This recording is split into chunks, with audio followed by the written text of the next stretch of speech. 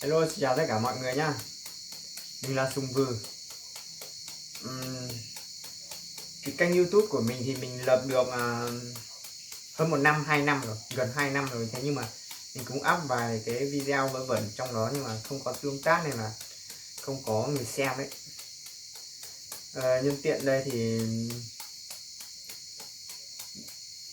mình thì ở một mình thôi, thế nên là lúc mình buồn thì chẳng biết làm gì cả.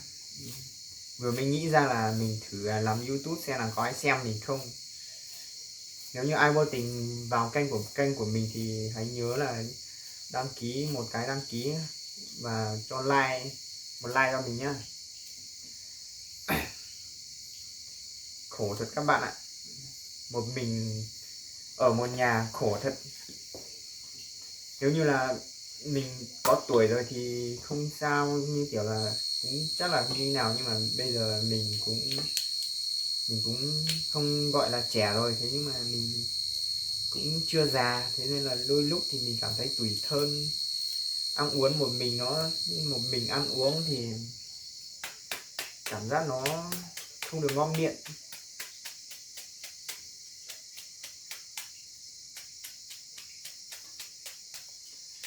Chẳng ai tâm sự cùng, chán.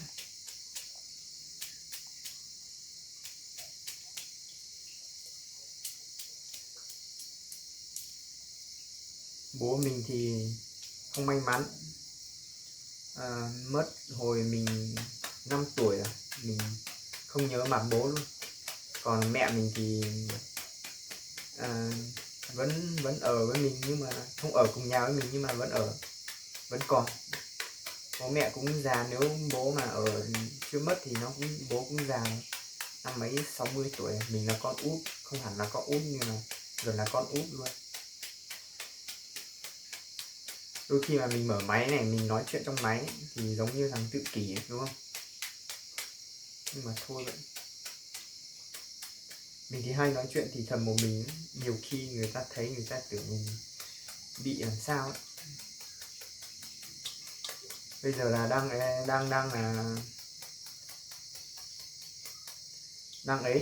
cái măng, không biết là cái này là nói như nào, tiếng phổ thông mình không dành lắm,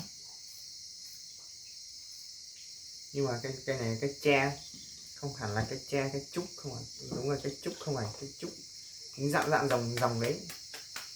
Nhưng mà làm cái này là làm măng chua. Mình băm này, băm nhỏ này, xong rồi mình ngâm nước để thời gian vài hôm sau thì nó chua, mình ăn dần. Cái này để được lâu mà, nếu như giữ tốt thì mình sẽ để được hơn 1 năm, 2 năm gì đấy cũng được. Nếu như ai thấy cái video của mình mà ấy thì hay thì nhớ chia sẻ và like cho mình nhé. Ai vô tình vào được thì nhớ comment và like cho mình. Tương tác mình thì comment lại, mình tương tác lại thế này. Thấy người ta làm YouTube như kiểu dễ lắm, mình làm 1-2 năm không ra gì, video xóa hết.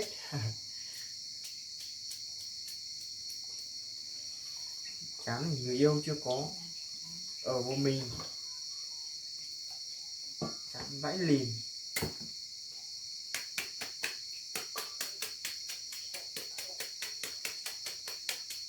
Băm này xong một tí luộc, một tí ăn tối. Bây giờ trời tối, bây giờ buổi tối.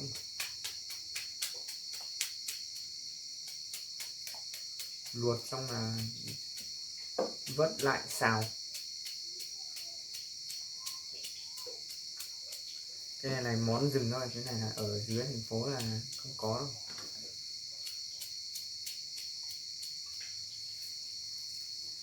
Rồi.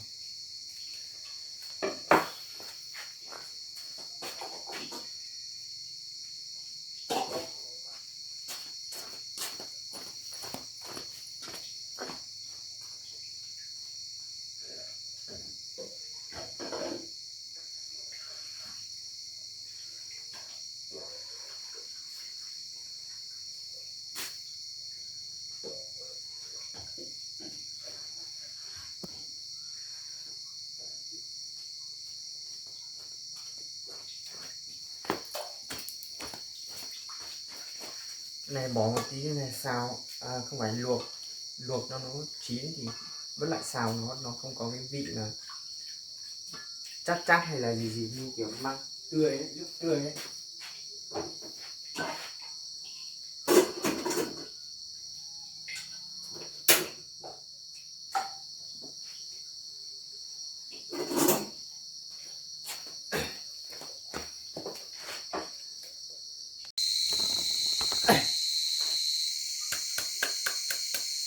Hết rồi, băm hết rồi.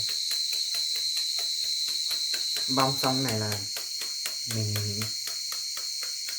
mình ngâm trong cái xô chậu gì đấy, cái nồi cũng được, cái nồi, cái son ấy, cái son ấy.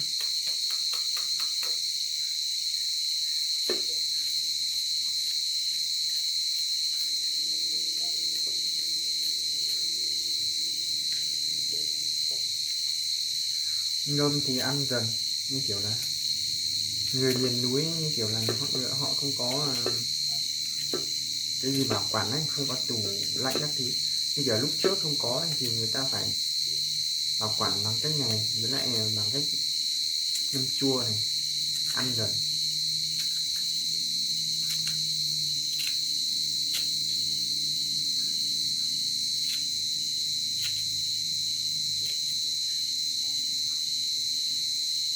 Đây, băm hết rồi, nhiều một chậu, phải vớt lại một tí để ăn, để nấu cái món kia. Đây mình sẽ dạy các bạn nấu một món bằng cái măng này, ngon cực kỳ luôn. Để mà nói là ngon nhất thì không phải, nhưng mà ngon nhất từ cái măng này ra là nấu bằng cách này là ngon. Tầm này là một bữa của mình, cũng hơi nhiều đấy. Đây, để một tí mình sẽ chỉ cho các bạn ấy nấu. Còn bây giờ thì mình sẽ đổ cái này vào cái son, cái chậu, cái gì đó thôi.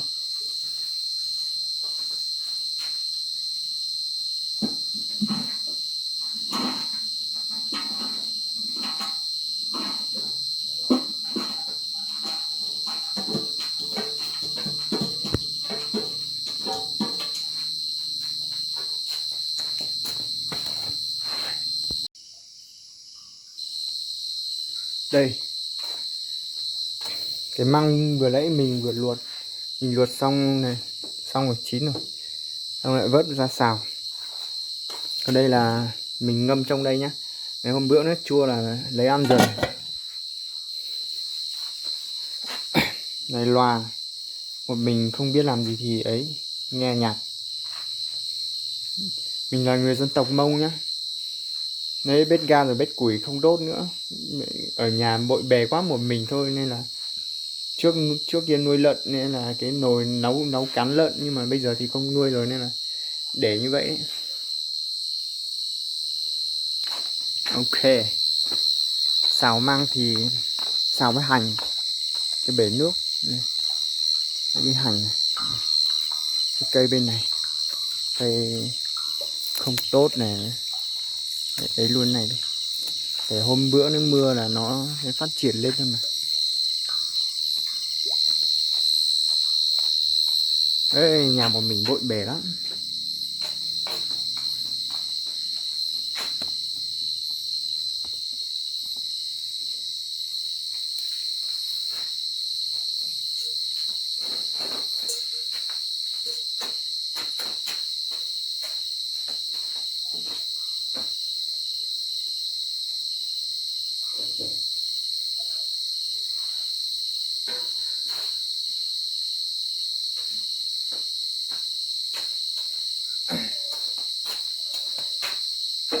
Hello. Bây giờ thì lấy mỡ, mình có dầu mình mỡ thôi.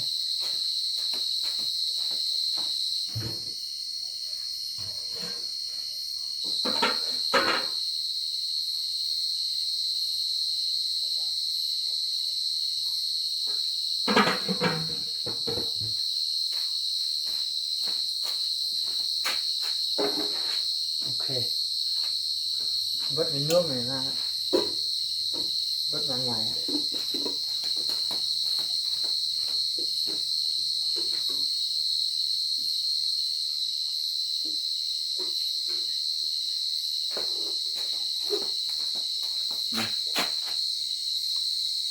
Vẫn được, hết nước rồi.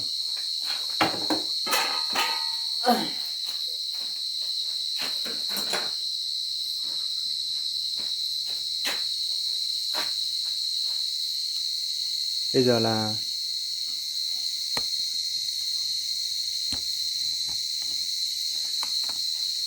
đây, bật ga.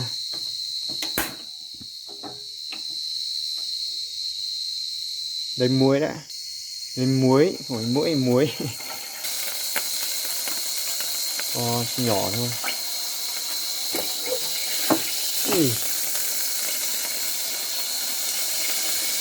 Rồi, cái này bỏ vào. Người miền núi ăn đơn giản vậy thôi đó.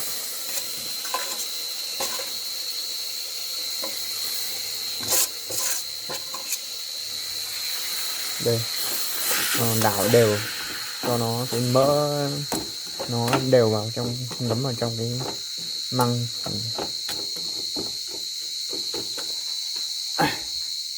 Bây giờ là bỏ hành vào, hành cắt vào đây.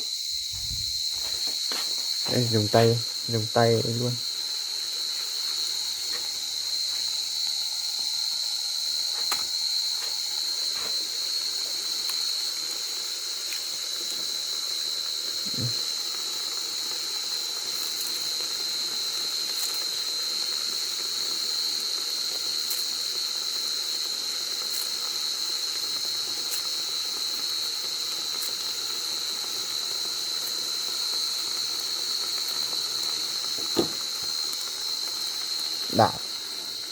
Đảo đều cho cái hành nó.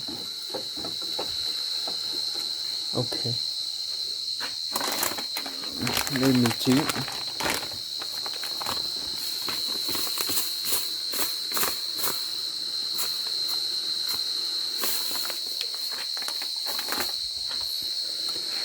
Tăng nhiệt.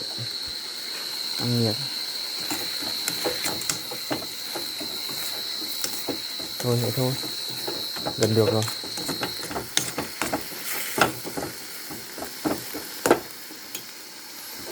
Đậy vung lại tầm 30 giây.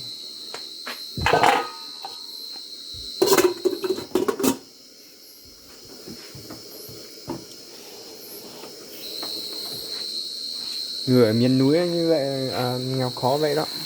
Thôi chắc được rồi, tắt bếp đi.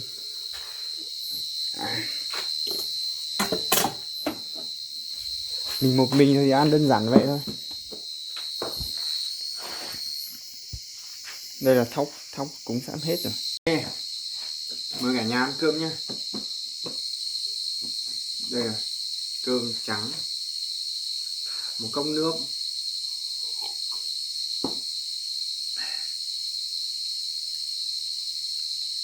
ăn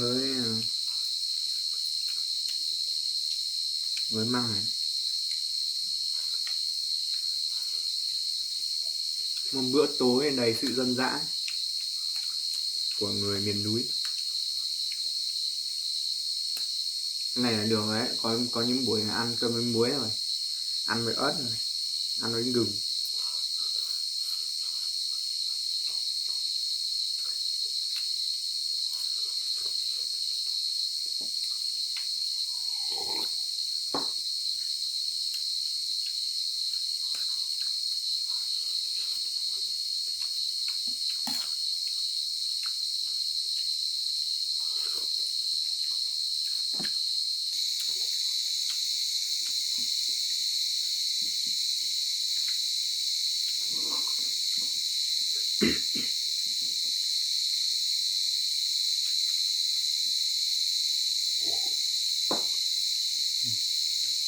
Điện nó yếu này, mờ, với lại cái bóng của mình không phải là bóng xịn, không phải cái bóng siêu sáng, bóng bình thường nên là nó hơi ấy, hơi tối. Cái này như kiểu lúc mà mình hay đi làm ở dưới thành phố ấy, thì sáng rồi mình quen rồi mình về nhà như kiểu tối lắm đấy, nhưng mà lâu mình về ở lâu rồi mình cũng cảm thấy quen dần. như hồi trước, hồi xưa còn chưa có điện cơ.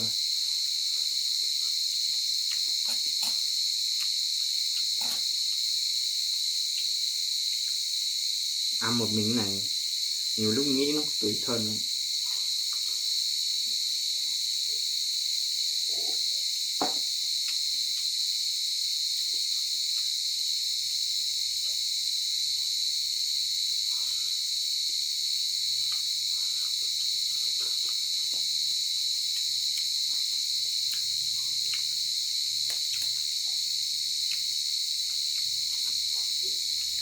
Nó quay đấy thôi. Hẹn gặp lại nhé. Ai thấy hay thì hãy nhớ bấm like và subscribe cho mình nhé.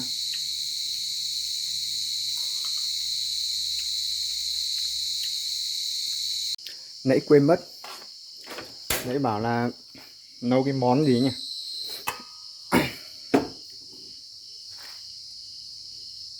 Mẹ sống.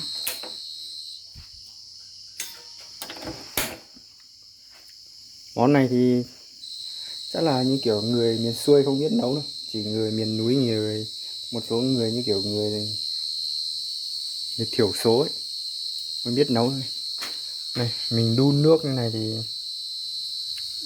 cho một tí kiểu nóng, hơi nóng một xíu thôi, mình thử tay này nhé, hơi nóng một tí là mình bỏ cái măng kia vào nhé. Một tí mình làm cho xem. Ok, sắp được rồi đấy, cảm thấy nóng nóng một tí là hơi nóng, nhưng không cũng hơi nóng một tí, mình cảm giác mình để tầm này nóng nóng một tí là được, như này là được rồi đấy. Đây, bỏ cái này vào này, đây băm nhỏ này vào. Chưa được lắm, tầm 30 giây nữa là được. Xong là mình bỏ này, mình ngâm một đêm, mình ngâm một đêm thì một đêm đấy thì mình sẽ vớt lại thì mình luộc lại nữa, mình bỏ muối mì chính, rồi mình để một tí lá xả hoặc cái xả mình thái nhỏ vào cũng được, rồi mình luộc lại nấu lại đấy, làm canh. Cái đấy thì nếu như mình có gà hay là ngan hay là chim bồ câu các thứ, mình ấy mình nấu món canh như vậy, canh thịt đấy này thì nó cũng ngon, như vậy thì nó ngon hơn. Quên mất nước nóng. Đây, bỏ này vào nhé. Này chỉ là món của người dân tộc, người thiểu số thôi, có những người không biết nấu đâu. Người thiểu số của mình có những người còn không biết nấu, nói chi. Thế mình ngâm như